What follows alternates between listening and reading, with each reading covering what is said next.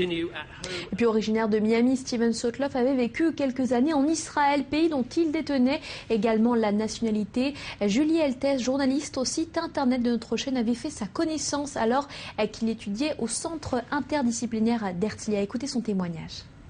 Au début, il y a eu la première vidéo avec la décapitation de James Foley et là, on l'a vu.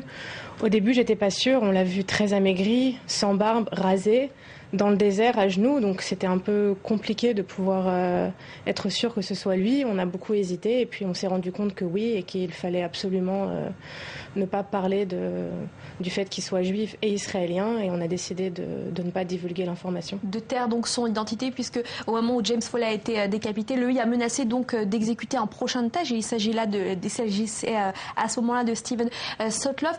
C'était quelqu'un que vous avez donc fréquenté pendant vos études. Quelle était son envie? Comment il était perçu par ses camarades, par les autres étudiants?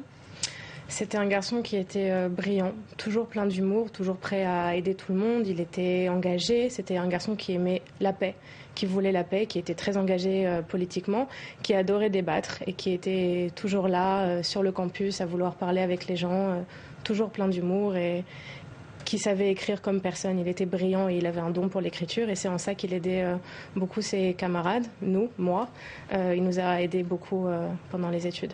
Il avait envie justement d'aller sur le terrain, travailler comme reporter, même dans des pays qui sont hostiles à Israël, dont il avait la nationalité. Il en parlait souvent et il avait une adoration pour le monde arabe. Il adorait Israël et il avait envie de partir. Et je sais qu'après les études, il est parti en Égypte pour étudier l'arabe. Et puis après ça, il est parti en Libye.